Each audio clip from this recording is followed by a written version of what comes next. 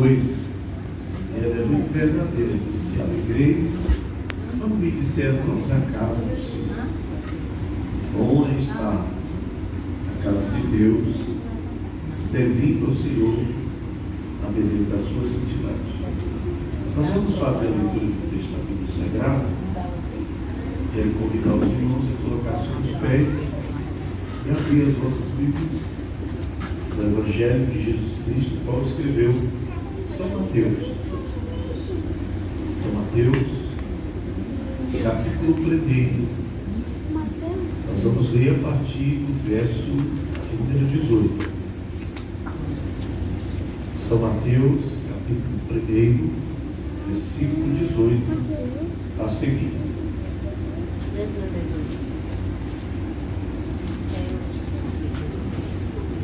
Todos os irmãos encontraram, amém? Amém, irmão? Amém. Então vamos ler a palavra do Senhor, né? Quando ler, os irmãos acompanham aí. Está escrito: ora, o nascimento de Jesus Cristo foi assim. Estando Maria, sua mãe, desposada com José, antes de se ajuntarem, achou-se ter concebido do Espírito Santo. Então, José, seu marido, como era justo e não queria infamar, intentou deixá-la secretamente. E, projetando ele isso, eis que, em sonho, lhe apareceu um anjo do Senhor, dizendo: José, filho de Davi, não temas em receber Maria, tua mulher, porque o que nela está gerado é do Espírito Santo. E ela dará à luz um filho, e lhe porás o nome de Jesus, porque ele salvará o seu povo dos seus pecados. Tudo isso aconteceu para que se cumprisse o que foi dito da parte do Senhor pelo profeta, que diz: eis que a virgem conceberá e dará à luz a um filho, e ele será chamado pelo nome de Emanuel. Emanuel traduzido é Deus conosco.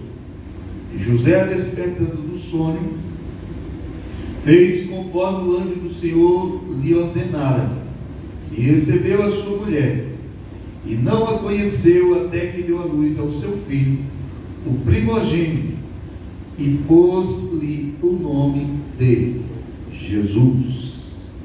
Querido Deus, nós te louvamos, Senhor, pela oportunidade de mais uma vez poder estar diante da tua presença para te glorificar, te exaltar e te bendizer por tudo quanto tem feito o Senhor por nós até aqui. Obrigado, meu Deus, pelas maravilhas, pelos teus feitos, pelas suas ações. É o que nós orando te agradecemos em nome de Jesus. Amém. Glória a Deus. Meus irmãos, nós estamos verdadeiramente agradecidos ao Senhor pela oportunidade que o Senhor nos dá nessa noite, poder estar diante da sua presença, louvando a Deus. Como foi o seu dia hoje? Foi bem? Você passou bem? Hoje o nosso dia foi um dia abençoado. Nós começamos o dia, levantamos, cantamos o hino, fizemos uma leitura da Bíblia, e depois oramos em família. Depois preparamos uma raçãozinha e participamos juntos de uma raçãozinha, que foi uma maravilha, né? E agora estamos aqui nessa noite para compartilhar com os irmãos uma palavra da parte de Deus no seu coração. Hoje, de ontem para hoje, eu estava ouvindo ontem, meia-noite, estava muito cansado e não estava conseguindo dormir por causa das bombas. Os vizinhos estavam soltando umas bombas pesadas, estremecia o chão. E eles quando foi chegando perto da meia-noite, de 11h30 para frente, aí eles emendou o pessoal para o ponto. E era cada tiro, aí eu não consegui dormir, fiquei um pouco da rede e fiquei ouvindo. Quando deu meia-noite, eles começaram a gritar: Jesus nasceu. E eu fiquei pensando comigo, há muita dúvida concernente a essa questão do nascimento de Jesus. Comemorado nessa época, irmãos, essa comemoração ela foi formalizada por pagões. Não a data precisa do nascimento de Jesus, segundo a teologia e os livros históricos, a data do nascimento de Jesus, precisamente ela deve ter acontecido por volta do mês de outubro, a data do nascimento de Jesus. Mas o catolicismo romano, eles estabeleceram a comemoração para essa época, e eles colocaram como que 25 de dezembro foi uma data que eles escolheram, e eles colocaram essa data para comemorar. Mas precisamente, segundo os livros históricos, a data do nascimento de Jesus não aconteceu nesse período. Possivelmente ela tenha acontecido no mês de outubro, que foi a data que é previsto, segundo a teologia, que Jesus tenha nascido. E muita gente comemora essa data, irmãos, de uma maneira errônea.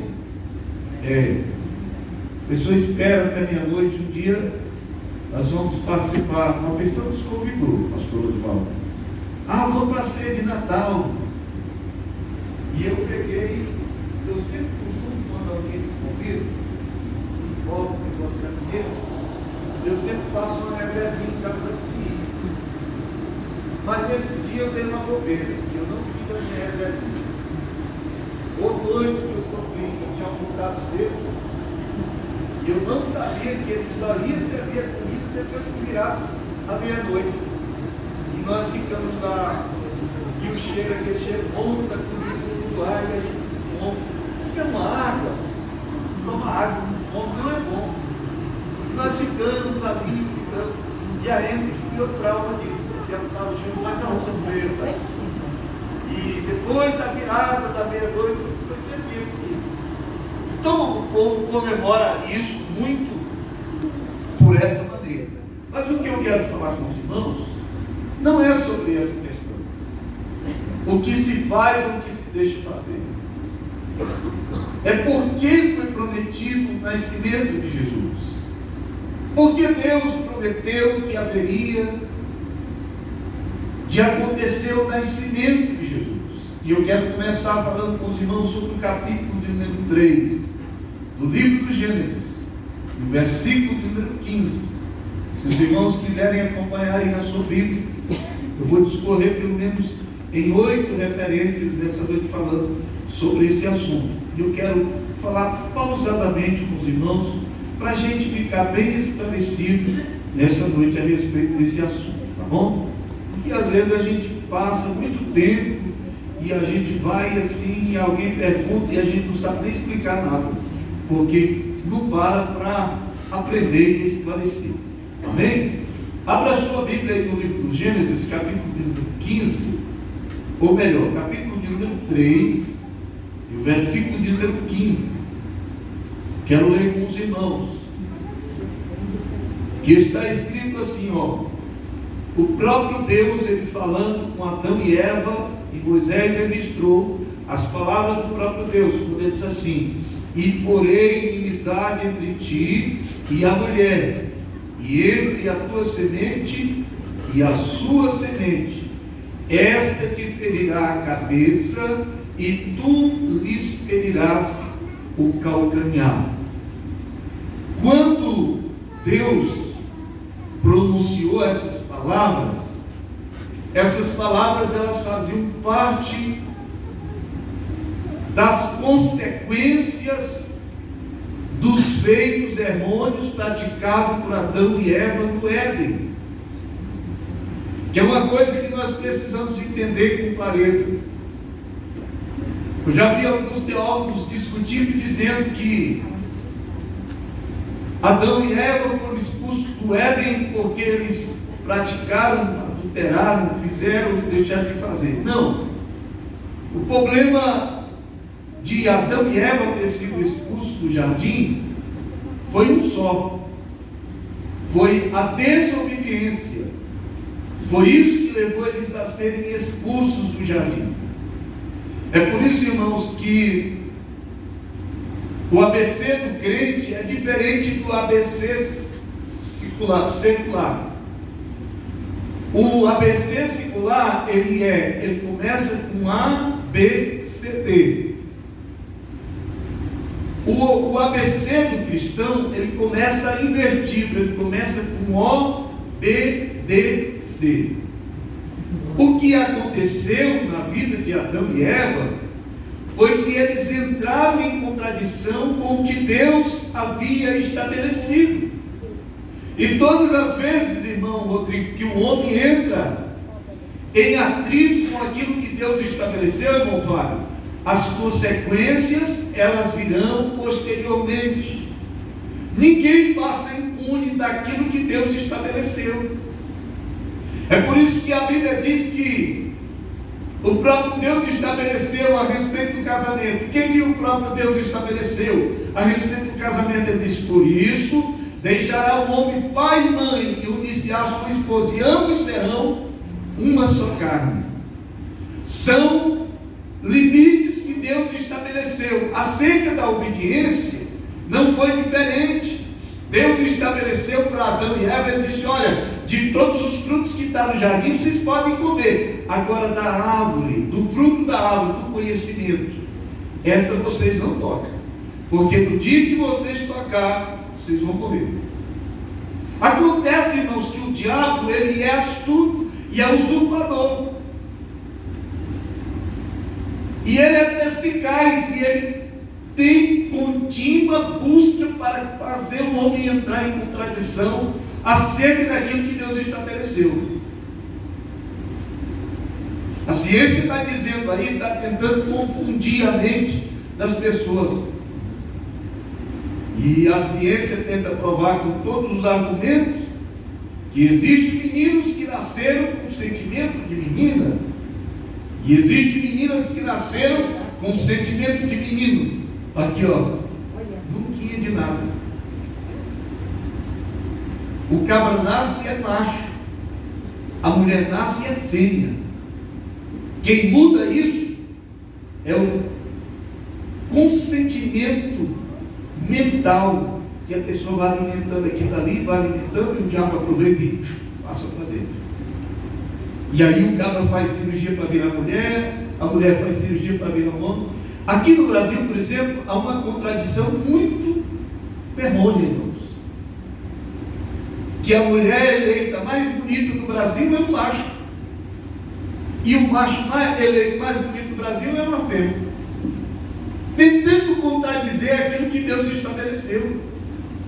Tentando colocar, pisar por cima dos preceitos que Deus estabeleceu. Só tem uma coisa, irmão.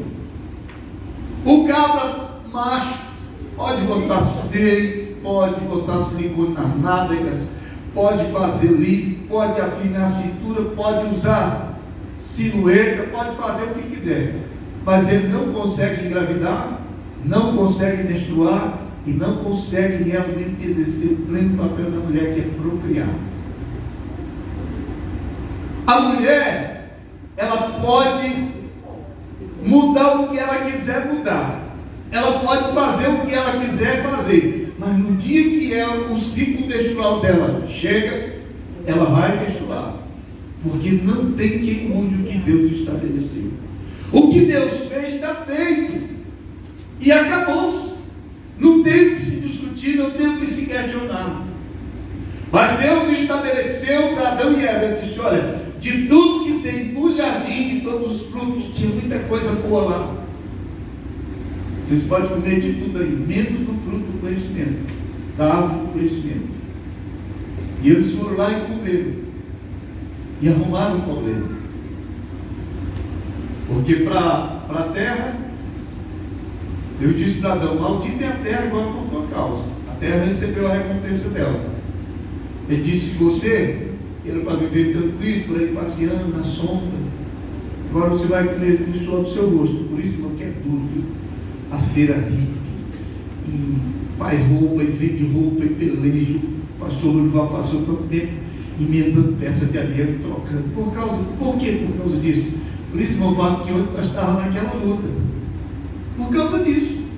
Porque a vida não era para ser assim. Mas os preceitos de Deus foram rompidos. As regras de Deus foram cortadas, quebradas, os preceitos de Deus, e sobreveio as consequências. Mas a consequência mais dura não era essa. A terra foi amaldiçoada, ela passou a produzir abrolhos e espinhos, sarnas e coisas semelhantes. A mulher passou a dar à luz a filhos com dores, sofrimentos. Tem umas que até morrem no trabalho do lar. E o homem tem que trabalhar todo dia, porque senão, quando está na hora de comprar as coisas, a mulher fica brava. Acabou o arroz, acabou o óleo, e o gás está para acabar, e a luz está para cortar, e não sei o quê, e o carro está com o pneu diesel, e o carro tem que correr atrás. Isso foi o que Deus estabeleceu por causa da desobediência. Mas até então a situação ainda estava mais complicada, porque o apóstolo Paulo disse que o salário do pecado, o que é o salário do pecado? Ele disse que o salário do pecado é a morte. E outra parte ele diz: todos pecaram e destituídos estão da glória de Deus. Mas aqui entra uma palavra profética da parte de Deus para a sua vida e para a minha vida. Deus não desiste dos seus projetos. Os projetos de Deus, eles não são frustrados, irmãos. Os projetos de Deus, irmãos, eles não são rasurados. O que Deus projetou, Ele leva até o fim. Doe quem doer, chore quem chorar, pode gemer quem quiser gemer, mas o projeto de Deus, ele se cumpre na íntegra. Então, irmão, você não precisa ter medo de profecia. Se alguém profetizou para você, vai vir, fique tranquilo, porque se é de Deus, vai se cumprir. Se não é de Deus, vai ficar por aí mesmo. Eu desse tamanho, você não precisa falar mal, não precisa ficar revoltado, não. Fica tranquilo, fique em paz. Tem gente que arruma uma confusão horrível por causa dessas coisas, mas você não precisa se preocupar. O que é de Deus perdura, o que não é de Deus desfaz com o tempo, se acaba. O homem ficou com um problema que precisava ser resolvido, e o próprio Deus disse: agora só tem um jeito para resolver essa situação.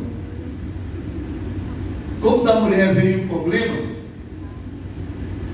a mulher foi a causadora de ter ido ao ouvido da serpente. Agora nós vamos ter que resolver as coisas. Se começou pela mulher, isso aqui Deus está me revelando agora. Vamos resolver pela mulher. Começou pela mulher, vamos resolver pela mulher. Como assim? Da semente da mulher vai nascer um. Viu, serpente? Satanás. Você está ouvindo, né? A semente da mulher. Você quis complicar o meu projeto, mas eu vou reintegrar o projeto de novo. Da semente da mulher vai nascer um, que ele vai pisar sobre a tua cabeça, mas você só vai poder ferir só o seu propriedade. E aqui começa o projeto do nascimento de Jesus. Aqui dá-se início a uma promessa que hoje o povo passou o dia inteiro. Uns bebeu que está virado de perna para cima essa hora, cheirou cocaína, bebeu cachaça, brigou, quebrou, arrumou rolo, preso, tudo comemorando o nascimento de Jesus, que não tem nada a ver com isso. Mas eu e você estamos aqui não é porque Jesus tenha nascido na data de 25 de dezembro. Nós estamos aqui porque fomos alcançados pelo cumprimento da promessa que se Glória a Deus, aleluia. Jesus nasceu. Não importa se foi em setembro, outubro, novembro, dezembro. O que importa é que eu e você fomos comprados e lavados pelo seu precioso sangue. E estamos aqui hoje com o nosso nome escrito na Bíblia, batizado com o Espírito Santo, nova criatura, nascido de novo, cidadão do céu, herdeiro de uma rica e gloriosa promessa. Glória a Deus. Aleluia. Glória a Deus. Glória. Isso é bom demais. Mas o tempo passou, escorre-se, e a gente vai chegar. Deus cumprindo uma promessa na vida de um homem chamado Abraão. E a Bíblia diz que Abraão, filho de Terá, irmão de Arã, pai de Isaque, avô de Jacó e Esaú, e bisavô de José. Esse Abraão, ele recebe e ouve uma palavra da parte de Deus, um tempo obscuro, irmãos, que não tinha profetas nesse tempo. A Bíblia diz que estando Abraão na terra de Ur dos Caldeus, na Mesopotâmia, ele ouve a voz do Senhor que fala com ele, diz: Abraão, e ele diz: eis-me aqui, Senhor. E o Senhor diz para ele: Abraão, sai do meio da tua parentela, do meio dos teus, e vai para uma terra que eu te mostrarei. E a Bíblia diz que Abraão pega seu pai e o seu irmão Arã, e eles saem da Mesopotâmia e eles vão para uma cidade chamada Arã.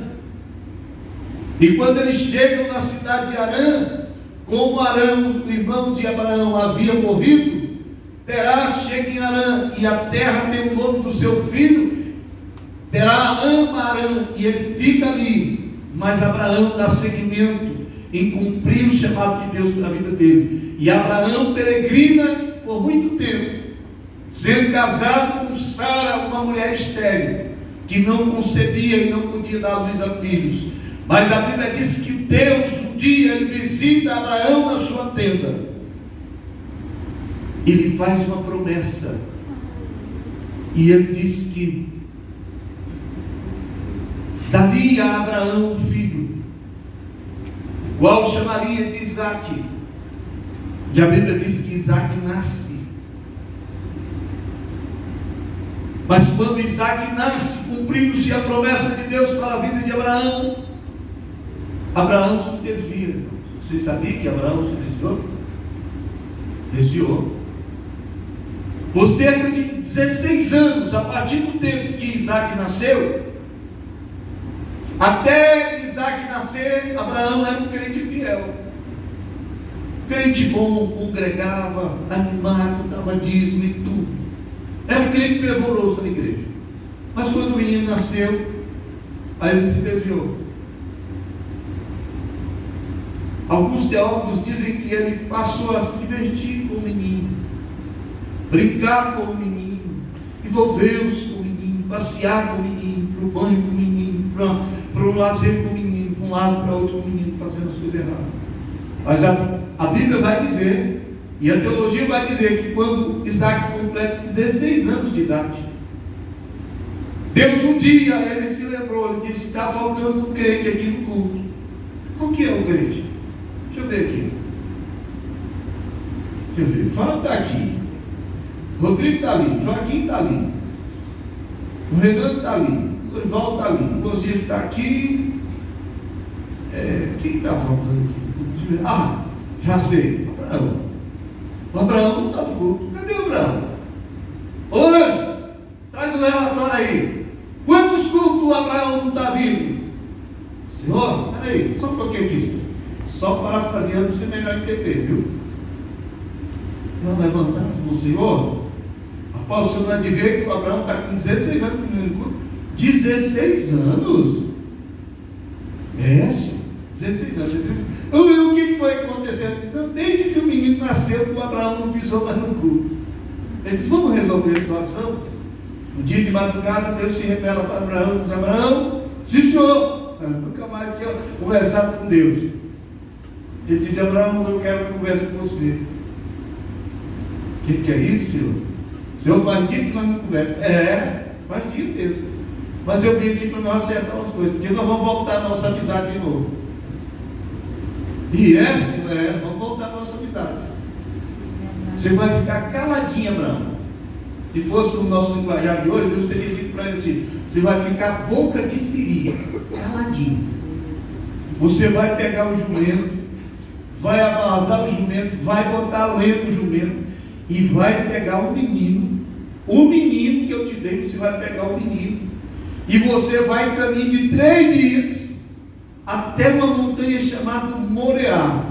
Quando você chega lá na montanha, você vai pegar os meninos, vai puxando o jumento, vai deixar eles cuidando do jumento embaixo.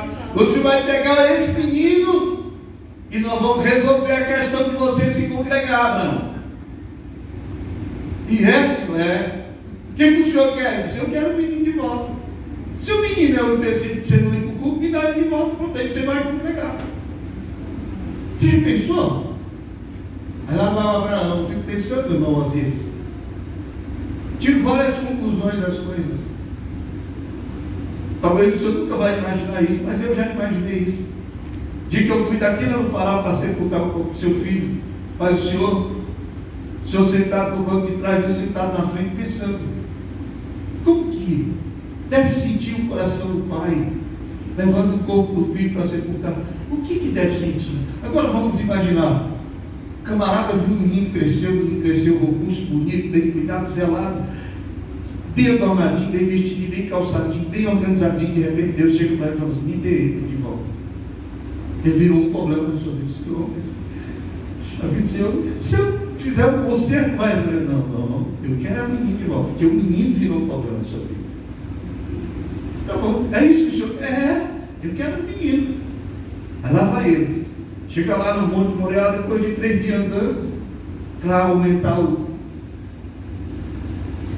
piraí nas costas. Aí ele olha e vê um monte lá. Eles pegam. Aí Abraão fala para os moços: vocês fiquem aqui, que eu, o menino, nós vamos subir lá e vamos oferecer o sacrifício, depois nós vamos voltar. Ele ainda tinha uma confiançazinha, lá no fundo ele ainda tinha uma confiançazinha. Porque quem conhece Deus, irmão, mesmo que se afaste de Deus, ainda continua sabendo que Deus tem a solução para os problemas. Aí eles vão subir com lentidão um monte, subindo. Chega na parte da subida do monte, o menino se volta para ele e lhe desfere uma pergunta que eu acho que foi uma das coisas mais difíceis que ele teve para responder. O menino volta e diz assim: pai, eu já vi umas coisas por aí, esse negócio de sacrifício e tudo, já vi o povo fazendo, mas espera aí, esse nosso sacrifício não está bem completo, não. Ele disse: é assim mesmo. Ele disse: olha pai, eu estou vendo um negócio aqui que não está muito correto. Sim, falei. Ele disse: olha, eu estou vendo que nós trouxemos a lenha, trouxemos o fogo e trouxemos o cutelo. Mas espera aí, pai, e o cordeiro do holocausto onde está? Aí Abraão volta-se para ele e fala: meu filho, eu e você vim até aqui, é uma questão. Agora, cordeiro do holocausto, Deus proverá. A segunda vez que a Bíblia está fazendo menção acerca do advento da vinda de Cristo aqui na terra. Eu deixo esse assunto para cá, para nós falarmos outro dia em si, na roda, acerca do cumprimento da promessa do nascimento de Cristo. Aqui a Bíblia cita pela segunda vez a provisão de um cordeiro que haveria de suprir todas as necessidades que eram necessárias para que eu e você voltássemos a ter um elo de ligação com Deus. Abraão sobe, ele monta o altar, amarra o menino. Quando ele vai para imolar o menino, há uma intervenção sobrenatural. E ele olha e ele vê que tem um carneiro, um cordeiro, preso pelo chifre no mato. Ele vai lá, pega o cordeiro, mata e coloca e oferece e sacrifício ao Senhor, e ele volta com o menino vivo. Continua. Ali, pela segunda vez, estava se dando andamento, dando uma visão acerca da provisão do nascimento de Cristo. Vamos para frente. Isaías capítulo de número 9, versículo de número 1 até o de número 5. Isaías capítulo, qual foi o capítulo que eu falei? 9. A partir do verso 1, vou ler o texto para vocês compreenderem. Aqui está a terceira citação. Mas a terra que foi angustiada não será entenebrecida. Ele envelheceu nos primeiros tempos a terra de Zebulon e a terra de Naphtali. Mas nos últimos a enobreceu junto ao caminho do mar, além do Jordão, a Galiléia dos gentios. O povo que andava em trevas viu uma grande luz, e sobre os que habitavam na região da sombra da morte resplandeceu a luz. Tu multiplicaste esse povo alegria e lhes aumentasse. Todos se alegrarão perante ti, como se alegram na ceifa, como exultam quando repartem os despojos. Por quê? Porque tu quebraste o jugo que pesava sobre ele, a vara que lhes feriu os ombros, e o cetro do seu opressor como o dia dos midianitas. Porque toda a armadura daqueles que pelejavam com ídolos e as vestes dos que rolavam no sangue serão queimadas, servirão de pasto. Por quê? Porque o menino nos nasceu, um filho se nos deu, e o principado está sobre os seus ombros. E o seu nome será Maravilhoso Conselheiro, Deus Forte, Pai da Eternidade e Príncipe da Paz. Aqui está a terceira alusão bíblica direta acerca da vinda de Cristo. Aqui está aproximadamente entre 712 a 700 anos antes do nascimento de Cristo. O profeta está fazendo menção acerca do versículo 15 do capítulo 3 do livro do Gênesis. Ele está fazendo menção aqui acerca do cordeiro provido por Deus para o sacrifício de Abraão, que haveria de suprir e resolver os problemas acumulados. Isaías faz alusão acerca do nascimento de Jesus. E ele é o profeta, por isso que ele é chamado profeta messiânico, porque ele é o que mais fala acerca do advento de Cristo. E aí, ele disse que o menino havia nascido, e o seu nome seria Maravilhoso Conselheiro. Preste atenção, irmãos, essas duas frases elas estão emendadas, elas não são divididas. Tem gente que fala conselho, retificar aqui. Porque o menino nos nasceu, o filho se nos deu, e o principado está sobre os seus ombros, e o seu nome será Maravilhoso Conselheiro. Isso aqui não é maravilhoso e depois conselheiro, não, aqui ele está citando tudo emendado. Ele está dizendo Maravilhoso Conselheiro, Deus Forte, Pai da Eternidade e Príncipe da Paz. Cristo haveria de nascer trazendo todos os requisitos necessários para que por meio dele o homem pudesse ser completo, ter a completude de Deus na vida dele operando com o nascimento de Cristo. Vamos andar mais um pouco, que o tempo vai correndo. Aí a gente sai do livro do profeta Isaías e vai para o livro do profeta Ageu, capítulo de número 2, o versículo, já vou ler para os irmãos. Ageu capítulo 2, versículo 1 ao 9.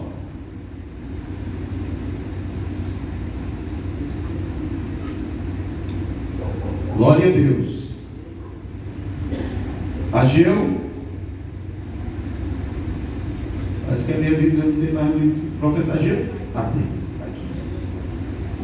Ageu capítulo 2, o verso de número 1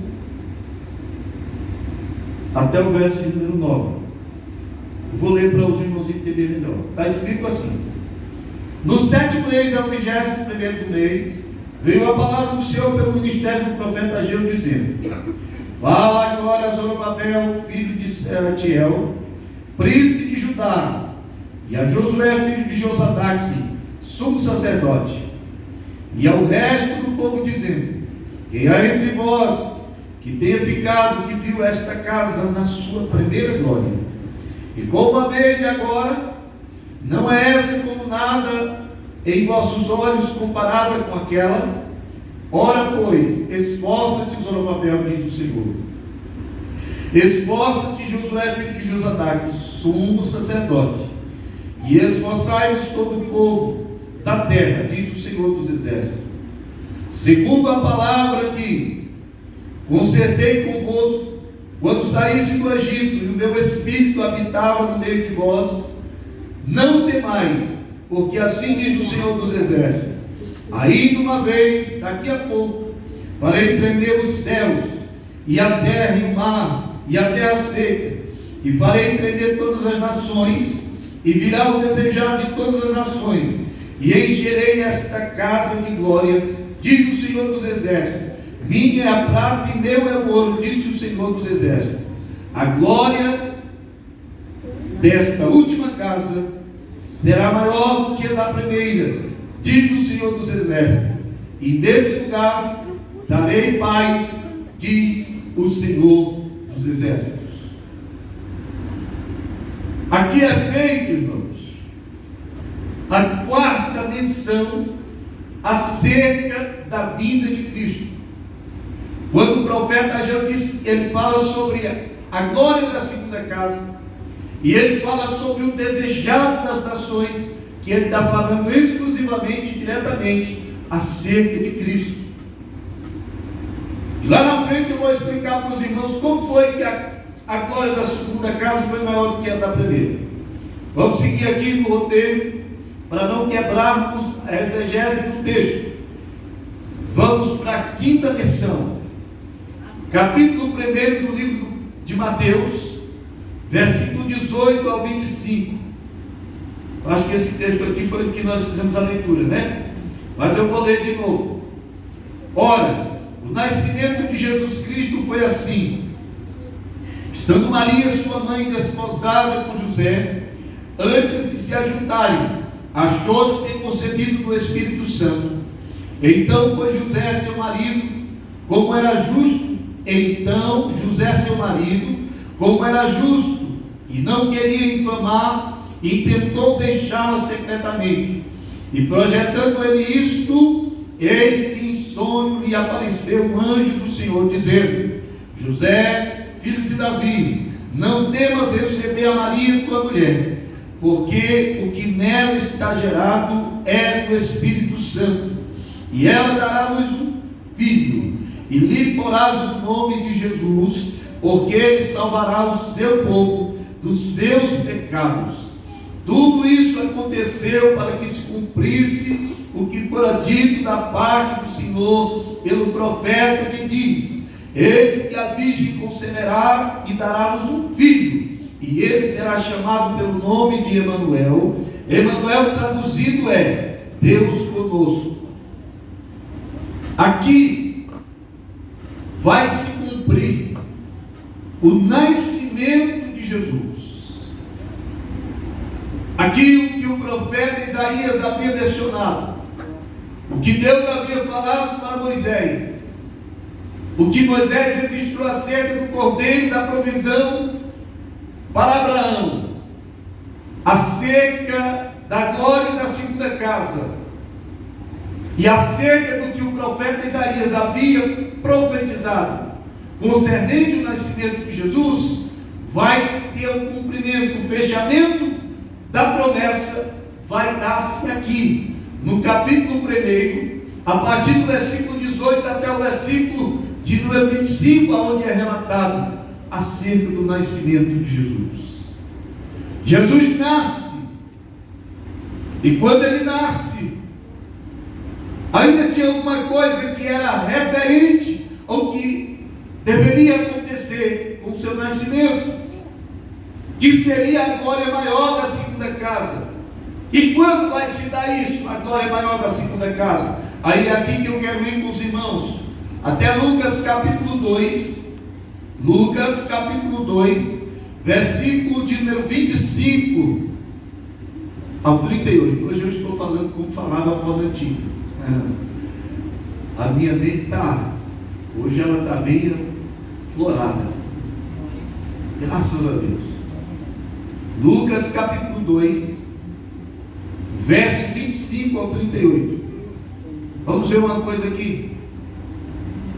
Aqui vai aparecer a glória maior da segunda casa.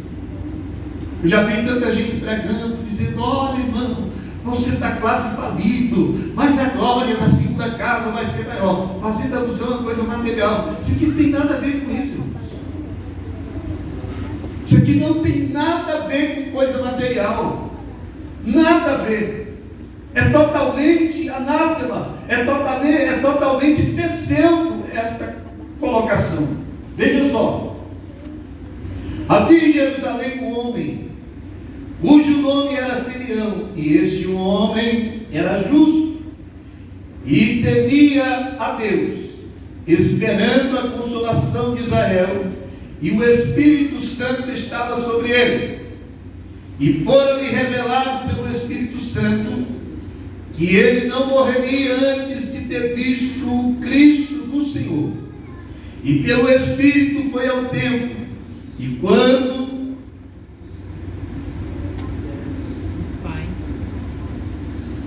quando os pais trouxeram o menino Jesus, para com ele proceder segundo o uso da lei, e ele então tomou em seus braços e louvou a Deus e disse: agora, Senhor, despede, pois, em paz o teu servo, segundo a tua palavra, pois já os meus olhos viram a tua salvação, a qual tu preparaste ante da face de todos os povos, luz para alumiar as nações e para a glória de todo Israel.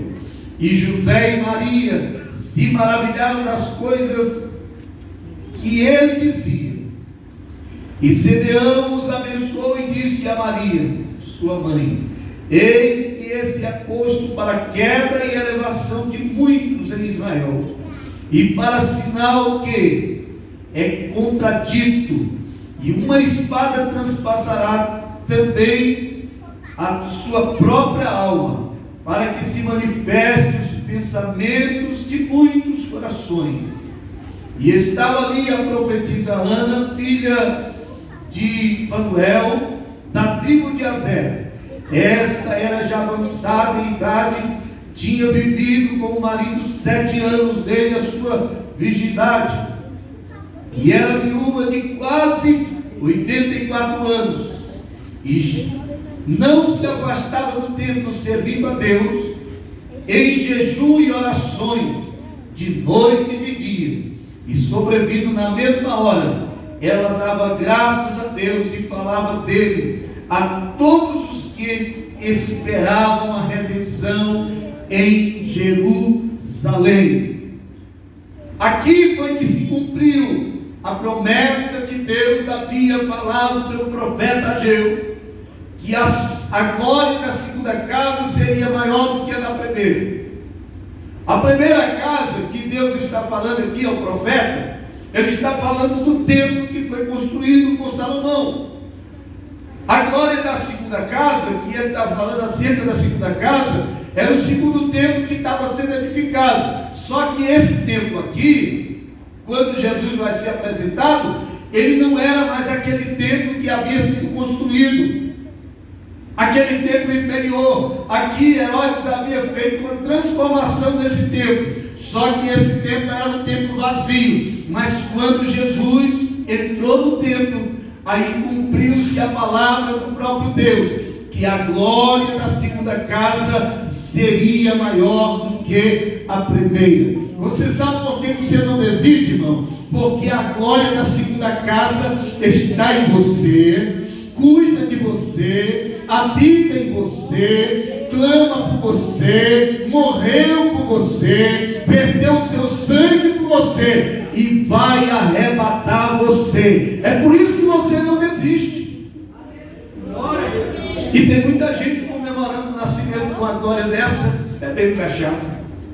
Já pensou? É triste. O tempo vai passando rápido, né? Já deu os tópicos aqui, mas vamos ver o que dá para fazer. Os irmãos entenderam o mistério da glória da segunda casa? Entenderam? Compreenderam? Então, quando alguém vier com esse negócio, irmão, você está passando pela provação, a glória da segunda casa, você vai o que primeiro? Você vai falar, não, isso aí já se cumpriu na minha vida. Eu já tenho a glória da segunda casa. Está aqui, ó. Mora aqui. Aqui, ó. Está aqui dentro. Repousa aqui. Dia desse eu falei com os irmãos aqui a respeito dos locais de encontro de Deus para com o homem que foi interrompido. E aonde foi que redundou tudo? Redundou aqui. Porque o jardim estragaram, Betel estragaram, tabernáculo estragaram, foram estragando, até que Deus disse assim, agora eu não quero mais lugar nenhum disso aí, não quero mais casa feita com romano, não. Agora eu quero é vocês, eu vou morar aí dentro, não quero gente. Aí ele passou a morar dentro de nós. E ele mora dentro de você, ele habita em você. Aleluia, glória a Deus. Tem muito motivo para estar aqui dando glória a Deus, irmão. Sim, aleluia. É por isso que tem gente que rodopeia, planta a bandeira, vem de cabeça para baixo, pula e grita, porque na verdade é bom mesmo. A glória da segunda casa não habita em casas feitas por mãos humanas, mas habita aqui dentro. Aí dentro de você está a glória da segunda casa, Jesus pelo seu Espírito. Aleluia, glória a Deus. Maravilhoso é o Senhor, aleluia. João, ele faz uma declaração muito interessante. Evangelho de Jesus Cristo, pode escrever João, capítulo 1.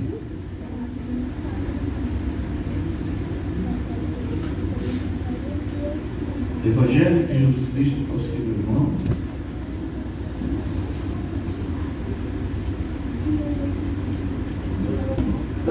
Capítulo 1.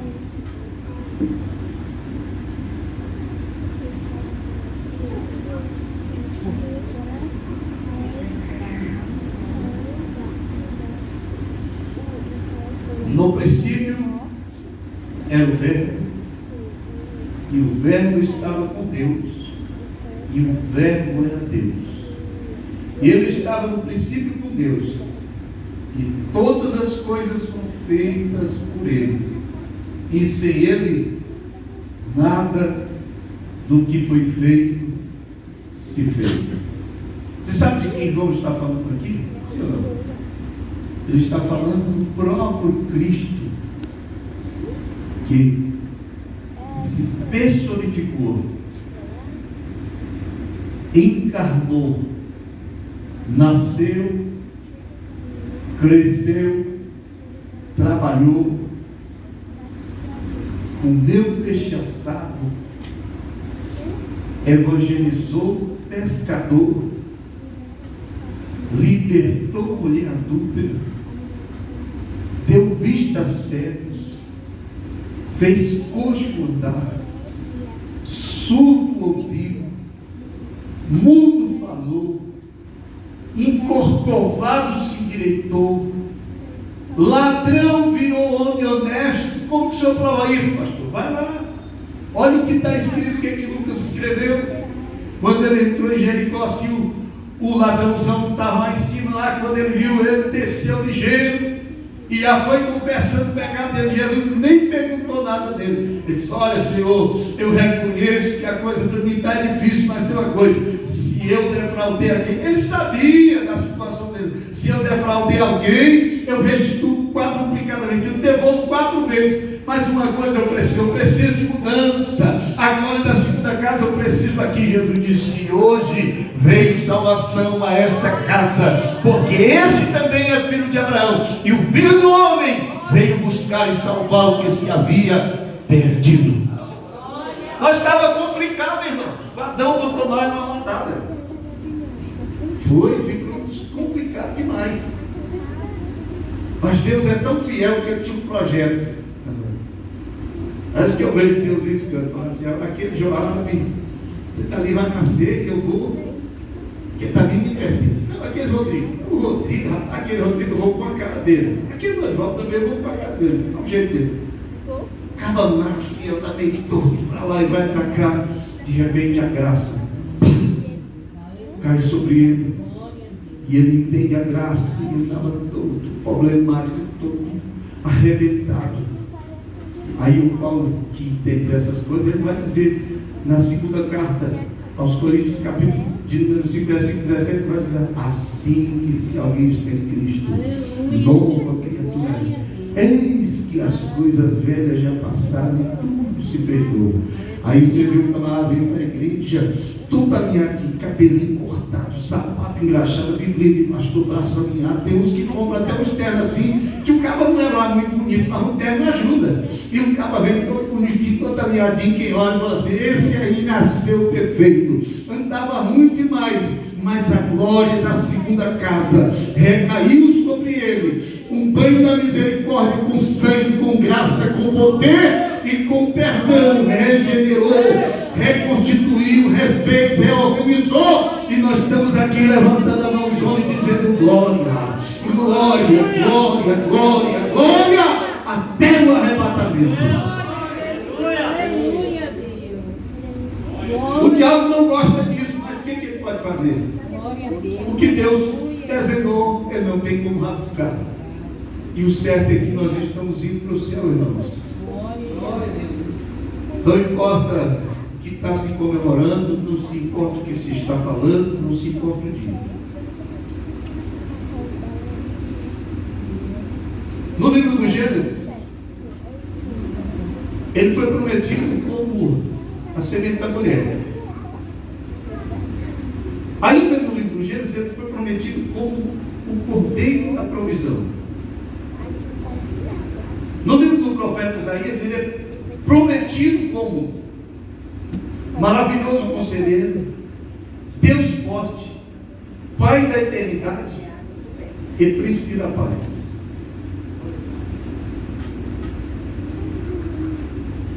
Irmão, tem gente que para ter um momento de sossego tem que tomar Gadernal e tantos outros produtos para poder ter paz. Mas o crente, ele pode até tomar isso para ajudar a conter alguma coisa, mas ele tem paz, não pelo medicamento que ele toma, é porque o príncipe da paz habita nele.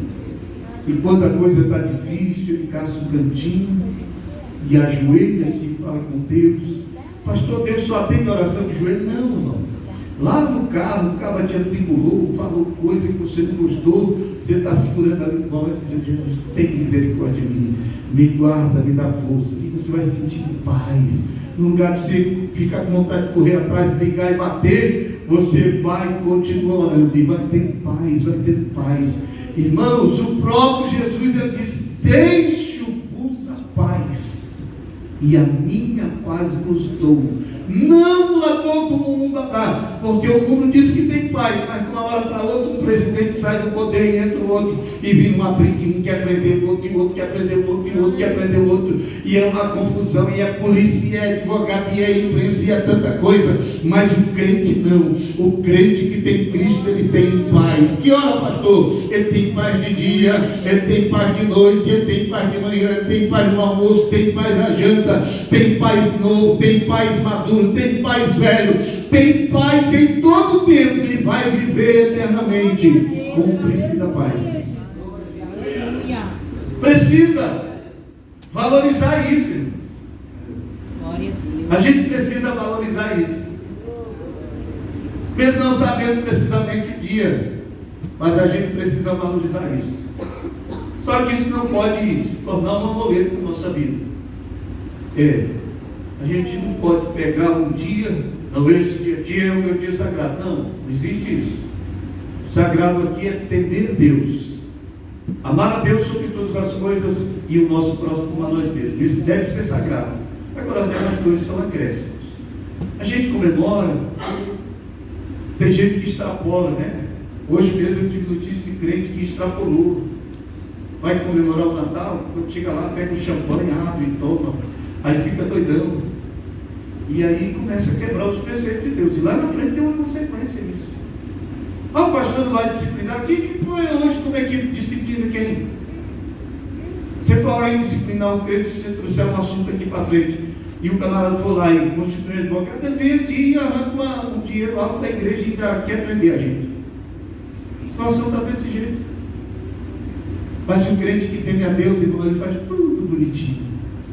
Estava olhando um vídeo dos irmãos lá na beira do rio, porque até conta de estar lá também, mandando por lá, você não veio pegar nada, mas fiquei até pensando, como é bom poder reunir com a família, sentar, conversar, trocar uma ideia, participar de tudo, sabendo de que aqui nós temos que viver assim, bem, em comunhão, mas nós temos uma esperança maior, porque Jesus nasceu e Ele vive.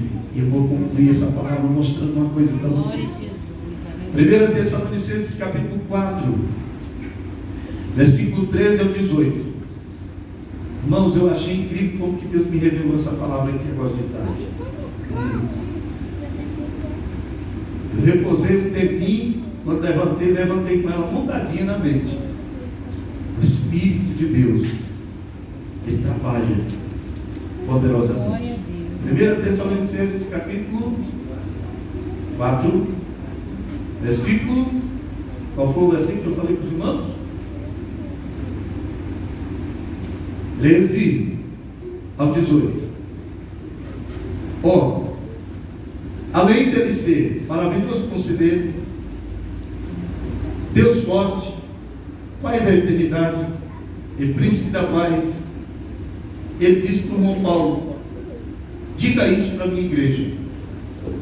E hoje de noite o Paulo não está falando com a igreja de Tessalônica, ele está falando com a igreja do Recanto do Bosque. É para nós aqui essa palavra agora.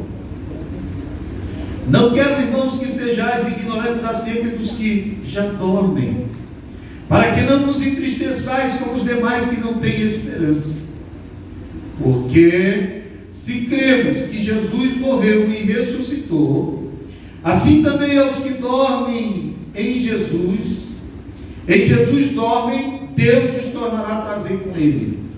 Dizemos-vos, pois, isto pela palavra do Senhor, que nós, os que ficarmos vivos para a vinda do Senhor, não precederemos os que dormem. Por quê? Porque o mesmo Senhor descerá do céu com alarido, com a voz do arcanjo, com a trombeta de Deus, e os que morreram em Cristo ressuscitarão primeiro.